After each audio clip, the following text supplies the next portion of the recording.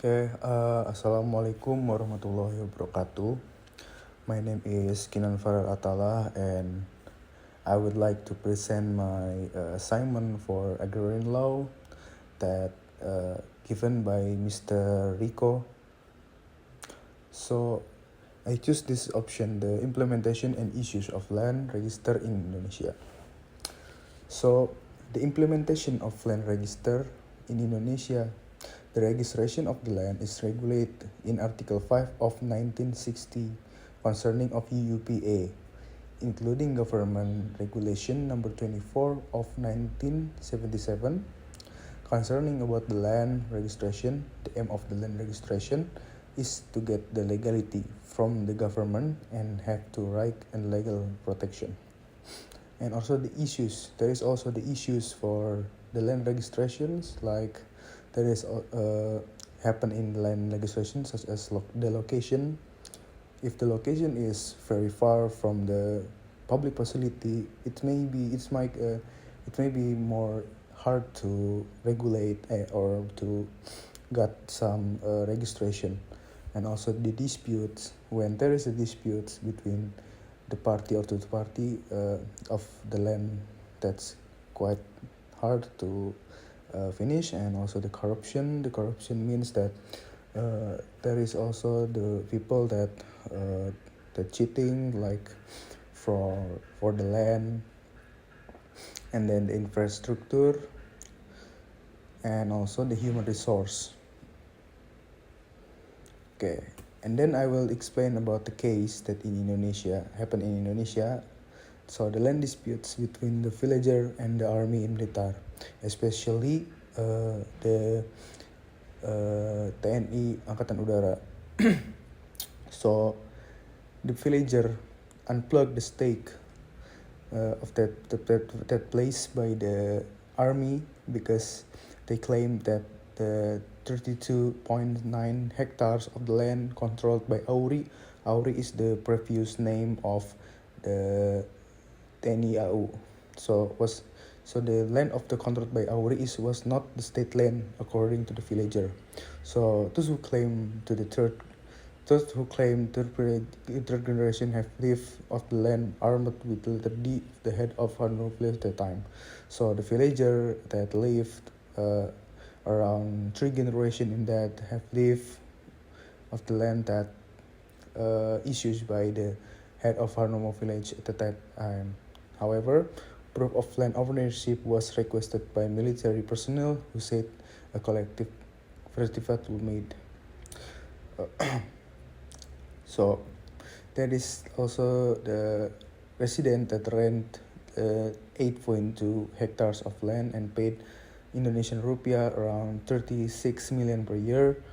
However, since 2015, they no longer want to pay rent on the grounds that lands controlled by the Auri is not the state land. So in 2015, the villagers doesn't want to pay for the land, because they say that the land that controlled by the Auri or the TNI AU is not the state land, but their land. And then responding to this ongoing chaos, the head of the intelligence Abdul Salah Malang Air Base, Lieutenant Colonel Tri Priyo Widodo, when contact started that the Indonesian Air Force, or the Auri in the previous name, had held an audience on 1 November 2016 in Malang. At that time, representative of residents together with Popimda Blitar Regency, DPRD, sat together with mediation from Komnas HAM to find a middle way. So they meet and want to find the middle way, how the dispute will finish with a good intention. So during the hearing explanations, an agreement was reached that Marionos Group. The Marionos Group is the group that the group of the villager that want to that say that the land that is not owned by the Auri, and also not the state land, and it's owned by the villager. That Marionos Group opinion that declare that the Marionette group declared as illegal in cultivating the land because they did not continue the agreement to use the facilities. So the Marionette group, they are not they are not agree they are not continue the agreement to use these facilities, knowing that this land is the state land. Next, the problem identifications. So the problems is first. The problem is start when the villagers unplug the state that place it not by the army, and then the second is the villager claim the land is belong to their ancestry, not the state, and then the third is dispute between the army and the villager. Okay, the problem solution. There is a many problem solutions. First is mediation, educate, and strengthen. The mediations is like it's the same basically like the audience. So the DPRD as a representative of the people of the villager, they meet with the head of the army to find the middle way.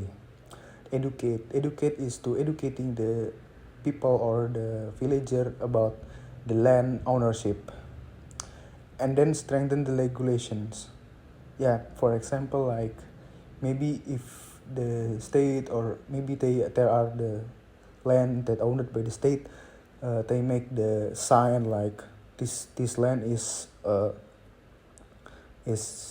owned by the state, something like that. And also this they need to strengthen the regulations. And the solutions, implementations. This problem is implemented. It's same like I explained before. They use the meditations like the audience and something like that. And so the middle way is the people is not belongs to the villagers. I mean, like they have to continue the payment for the extensions, and until now, from the after the meditations between the DPRD and the army, there is no party that challenged the certificate. So I mean that's clear. There are no the dispute again. So the conclusions is, in this case we know that the villager doesn't want to pay for the extensions of the land to use the army because they think that the land is not the state land, and because of that the army still use the land even though the villagers say that that there is not state land. And the problem solving by audiences, army and the villagers presentations, at the end the villager can use the land if they are not paid for the extensions. So my suggestion is to educate more people of the land right using. Okay, I think it's enough for my explanations. Thank you for listening to my presentations. Wassalamualaikum warahmatullahi wabarakatuh.